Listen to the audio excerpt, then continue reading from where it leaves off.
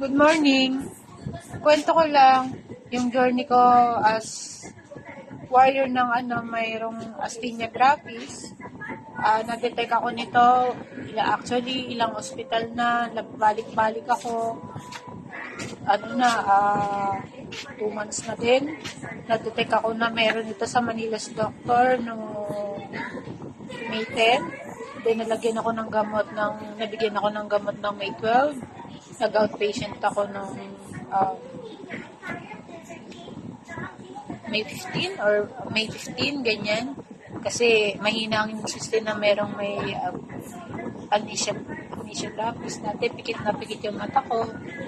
Pero kailangan i-maintain yung gamot kasi hindi siya pwedeng pumalya kasi manghihina ka talaga. Wala kang lakas. Hindi ka na makalulon.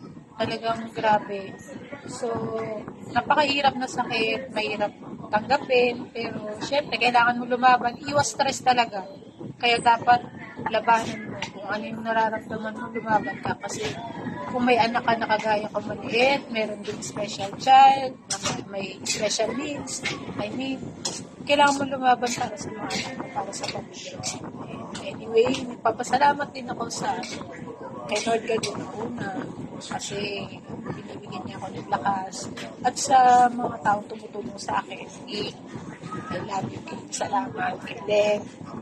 Salamat lagi nyo talaga ako sinisave ever since dati pa. Laging kayo talaga tinulungan niyo ako sa mga kaibigan ko.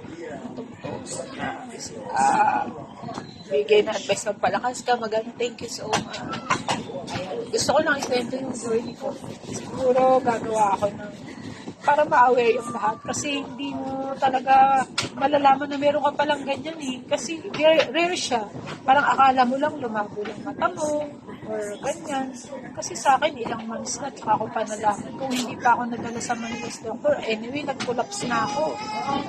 Tapos, hindi na ako makahinga, hindi na ako makalulog, nagmandid na, wala na akong lakas. Talagang grabe yung dinanas ko. So, thank you Lord kasi, ayun, kahit paano naagapan ng So, kailangan lang talaga is mag-pray ka kay Lord, kumapit ka lang, sundin mo yung pag-inom mo ng gamot kasi importante yun. Ipag-pray mo rin yung mga kinakain mo, tingnan mo kailangan healthy diet ka na lahat kasi mahirap talaga, para kang alam mo, ang lakas mong tignan pero yung loob mo, ang hirap. Autoimmune na yung muscle mo, yung nerve mo, hindi siya gumagana. Kasi yung autoimmune mo, imbis na ang nilalabanan niya yung bacteria, tinitira niya yung mga muscle mo. Kaya yun. So, ito, nag-a-adjust pa ako sa gamot kasi nag-blurry eye ako. Yan. Kaya, yun lang. Sana maging aware kasi hindi pa alam ng ibang tao. Minsan, akala natin wala lang pero meron na pala tayong ganun. So, sana in time, mailabas ko tong video na to. Makatulong din. Sa ngayon kasi, i-video ko lahat ng journey ko. Lahat ng yung eyes ko nung nakaraan talagang super pikit na, hindi na ako makita. Bulol na ako. Umuurong na yung dila ako. Talagang grabe yung pinagdaanan ko. Sabi, kailangan ko doon operahan.